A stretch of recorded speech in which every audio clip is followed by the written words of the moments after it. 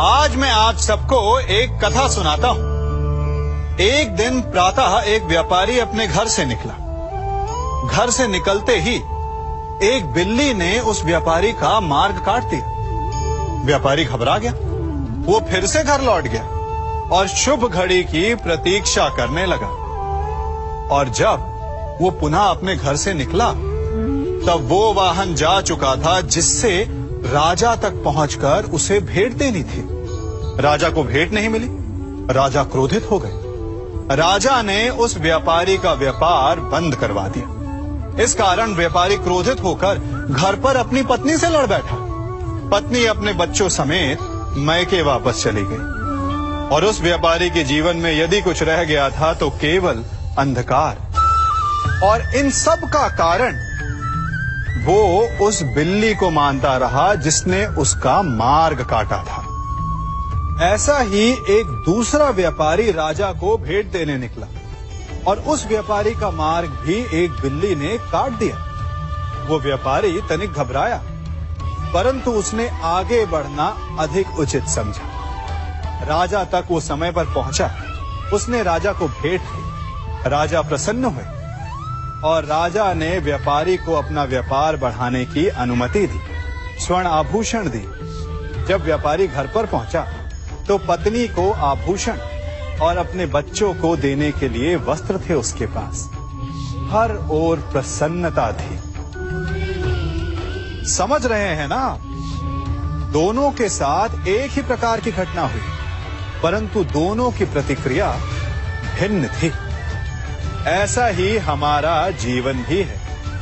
हमारे जीवन में प्रारब्ध का अपना स्थान है, परंतु उससे कई अधिक महत्वपूर्ण हमारी प्रतिक्रिया, हमारे सोच का प्रभाव है। क्योंकि यही हमारे जीवन को आकार देते हैं। इसलिए अपनी सोच को सकारात्मक रखिए।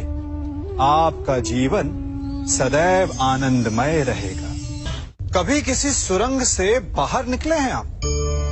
कैसा ना भूल पाने वाला अनुभव होता है ना? कितना भयावह अनुभव होता है।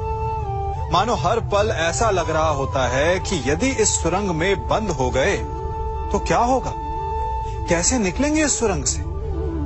सर्वत्र अंधकार होता है। परंतु यदि आप ध्यान से उस सुरंग के मुखाने पर देखें तो वहां सदा प्रकाश होता है और उस प्रकाश तक वही पहुंच पाता है जो सुरंग की छोर तक पहुंच पाए। और ऐसा ही हमारा जीवन भी है। इसी प्रकार कई बार हम स्वयं को निराशा की सुरंग में पाते हैं, जहां बाहर जाने का मार्ग नहीं सूझता। मानो जैसे जीवन आनंद सब समाप्त हो जाएगा। परंतु ऐसी परिस्थिति में ठीक उस सुरंग की भांति इस निराशा को समाप्त करने वाला आशा का प्रकाश उसे ही मिलता है जो निरंतर आगे बढ़ता रहे। यदि आपके जीवन में कभी भी निराशा आए, कोई भी समस्या आए, तो उसका समाधान है निरंतर प्रयत्न करते रहना। प्रयत्न करते रहिए, आपको सफलता अवश्य मिलेगी। कभी आप ब्रह्म मुहूर्त में जगे? जगकर देखिए, संध्या होने के पश्चात जब रात्रि का अंधकार सारे संसार को धीरे धीरे अपने अंधकार में निगलने लगता है, तो यही अंधकार ब्रह्म मुहूर्त में भोर होने से ठीक पूर्व तनिक अधिक काला हो जाता है। कुछ समझे? हमारा जीवन भी कुछ ऐसा ही होता है। जब हमारे जीवन की समस्याएं अपने अंत पर होती है, तो यही समस्याएं एक भीषण रूप लेकर हमारे समक्ष प्रस्तुत हो जाती है और ऐसे परिस्थिति में अधिकतर लोग हार मान जाते हैं, भय खा जाते हैं। परंतु यदि आप हार न माने, भय न खाएं, दृढ़ रहें, निरंतर आगे बढ़ते रहें, तो प्रकाश के रूप में हमारा स्वागत करने के लिए सूर्य उदय सदा हमारे समक्ष प्रस्तुत रहेगा। आपने बरगद के वृक्ष को देखा है? जितना विशाल उतना दृढ़। पतझड़ में वो सूख जाते हैं, परंतु दुर्बल नहीं होते।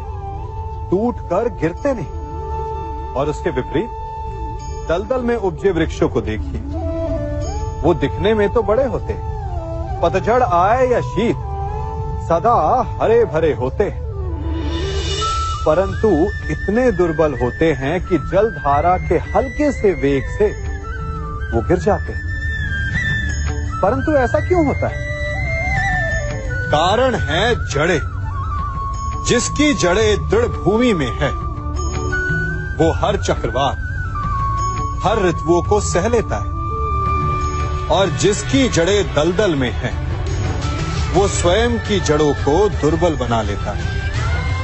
कुछ ऐसा ही मनुष्य भी होता है जो अधर्म, कुकर्म और असत्य की धरा पर उपजा है। वो समय की एक मार भी नहीं सह पाता, और जो मनुष्य सत्य, धर्म की धरा पर उपजा है वो हर समस्या से अविचलित हो जाता है। अब आप पर निर्भर करता है कि आप क्या बनना चाहते हैं।